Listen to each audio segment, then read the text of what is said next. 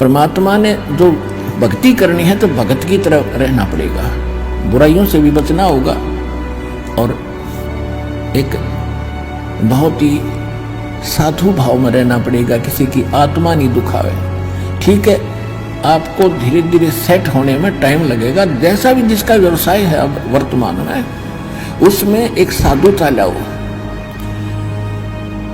जैसे कोई मजदूर है, सेवा कर रहा है किसी के और भगत हो गया तो वो तन मन धन से सेवा करे उस मालिक के उसमें, क्योंकि वहां से उसने रोटी मिल रही है। और फिर परमात्मा ऐसी प्रेरणा करेगा उस मालिक के अंदर, देख भगत आदमी होते ऐसा हो भाई, कोई चीज पड़ी रहो घर में उसके लिए मिट्टी समझा, चाहे पैसा हो चाहे सोना हो कुछ भी हो, अपनी मिली हुई 2 रोटी यानी दो दिहाड़ी मिलती है उसमें संतोष सब्र करके देखा कितनी इज्जत बनेगी उसकी और कितनी विनम्रता और उसके प्रति सद्भावना और उसका आदर बनेगा उस मालिक के हृदय में। इसी प्रकार अगर आप मालिक हैं, भगत हैं, आपके यहाँ कोई सेवादार सेवा करता है, उनको अपने बच्चों की तरह समझें, उनको भगवान के बच्चे समझें। वो बालक सेवा कर रहे हैं, भगवान के बच्चे हैं, उनको प्यार दे और उनके साथ कोई ऐसा गलत बर्ताव नहीं करे। और फिर कुछ दिनों में उनके दिल में ऐसी भावना होगी, परमात्मा दोनों तरफ रोल करता है, जब हम मालिक के अनुसार चलेंगे फिर उन बच्चों में भी, उन सेवादारों में भी ऐसी भावना भर देगा भी हमारे जैसा नालायक नहीं इसे ऐसे भले आदमी के घर में राम 19-21 कराएंगे सेवा में, मजदूरी में 21 काम कराया करेंगे वे। तो इस तरह कितना अच्छा माहौल बनेगा। और हम जैसे मालिक तो समझता है कि न पैसे दो 100 रुपये और काम खींचू 1000 का, और मजदूर क्या समझते हैं रुपये लेवा 500 और काम करा 100 रुपया का। दोनों की नीयत खराब और दोनों दुखी, कर्म भी बिगड़े, टेंशन बनी रहे। तो इस प्रकार हमने अपने इस अंतःकरण के अंदर एक साधु भाव लाना पड़ेगा और तब हम देखना आपका वातावरण कैसे बदलने लगेगा, कैसे बदलने लगेगा, पूछो मत। तो तब हम यहाँ भी सुखी होंगे, आपको चिंता नहीं रहेगी कि वहाँ सेवादार सेवा कर रहे हैं, वो अपने तन मन धन से सेवा करेंगे भगवान से डर के, वो भगवान से डरने वाले हो जाएंगे, फिर बातें खत्म हो जाएगी। अब तो आग लगी पड़ी है, रिश्वत ले ले, जो ले लूँ, प्राण करूँ, जब करूँगा तेरा काम धरते 500 रुपये, और उधर से 500 ले लिए, डॉक्टर के जाकर 1000 लग गए, वो 500 भी गए, 500 अपनी तनख्वाह में तो गए। अरे वो पाप कर्म जो कह दो धरे के धराए रहेंगे, फिर गधा बनकर पूरे करेगा जिससे रिश्वत ली है। तो इसी विघ्न में पैर दो मत, ये भगवान बताना चाहते हैं।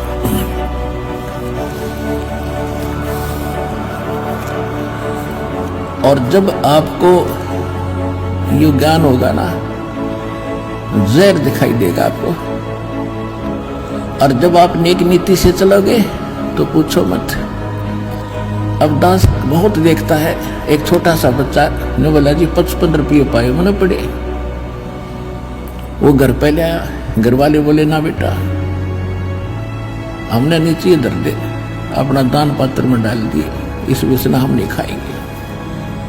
अब देख जिसके गिरे थे उसको पुण्य हुआ, अब यहाँ पर भंडारे में लग गए, और वैसे उस पर चौनी खर्च हो रही थी कि उसने विधि का पता नहीं, और वैसे कोई और मिल जाता, उसने जाते कह घुट्टी लाओ उसके 55 रुपये की, या कितने मांस मिट्टी खाओ उसको और पाप लगाओ। तो इस प्रकार हमारी नीत साबित होगी, भगवान खुश होगा, और जब भगवान खुश होगा तो फिर कमी नहीं रहेगी। हमने परमात्मा को प्रसन्न करना है, और परमात्मा प्रसन्न होगा तो फिर कमी किस चीज की, फिर तो क्या बताते हैं परमात्मा, साईं इतना दीजियो जामे कुटुम समावे, हम भी भूखे न रहे, अतिथि न भूखो जावे। इससे अधिक मांगना इस काल की जेल में हमारी महामूर्खता है कि इतना ही मांग लो बस, तुम इसमें सब कुछ मिलेगा, क्योंकि ये कलयुग है और कलयुग में मशीनरी जरूरी होगी, तो आप इतना ही मांगो जा में कुटुंब समावे, यानी रिक्वायरमेंट ऑफ द फैमिली, परिवार की आवश्यकताएं ये है जा में कुटुंब समावे, और हम भी भूखे ना रहें और अतिथि में भूखा जाए।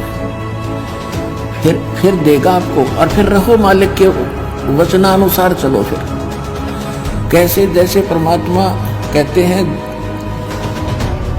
चिड़ी चोंच भर ले गई नदी न घट्यो नीर, दान दिए धन घटे नहीं, यूं कह रहे साहिब कबीर।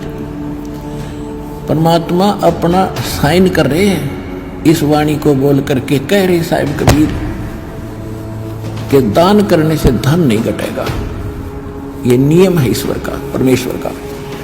और दान सुपात्र को करे, गुरु बिन माला फेरते, गुरु बिन देते दान, गुरु बिन दोनों निष्फल है, चाहे पूछो वेद पुराण। देते को हर देत है, जहां तहां से आण, अण देवा मांगत फिरो, फिर साहिब सुने ना कान। अब परमात्मा ने भूमिका करके दिखाई हमारे को कि साईं इतना दीजियो जिसमें कुटुंब समावे, एक धानक, एक जुलाहा, सुबह से लेकर शाम तक एक बारीक बारीक तार इकट्ठे करके धागे और कपड़ा बुनता है। एक दिन में मुश्किल से भी 5 फुट 10 फुट बना पाता है, 5 फुट 4 फुट, और बहुत लंबा सैकड़ों फुट का तार और थान बनाना पड़ता है। ताना बनाते थे, वो हफ्ते में पूरा होता। उसकी जो मेन ताना मालिक को मिलता, उसमें से अपने परिवार के लिए जो आवश्यक सामग्री थी, खाद्य पदार्थ लाते, और शेष बच जाते उसको सत्संग और भंडारा में लगाया करते थे। इस प्रकार परमात्मा हमें उदाहरण देते हैं कि इस लोक में अब भगवान की भक्ति अवश्य करो, पूर्ण संत से प्राप्त करके, फिर परमात्मा एक्शन में आएगा। और वैसे आप ये फार्मूले अपनाओगे तो सफल नहीं हो पाओगे, क्योंकि फिर आपके साथ काल रहेगा ये मन, और केवल वर्क डन मिलेगा आपको। यहाँ वर्क से भी अलग मिलेगा आपको, किस्मत से भी नारा देगा परमात्मा, क्योंकि हम परमात्मा से कुछ और मांग ही नहीं रहे, इतना ही मांगते कि हमारी भक्ति बनी रहे और हमें कोई आवश्यक वस्तु का अभाव ना हो, बस इतना सा।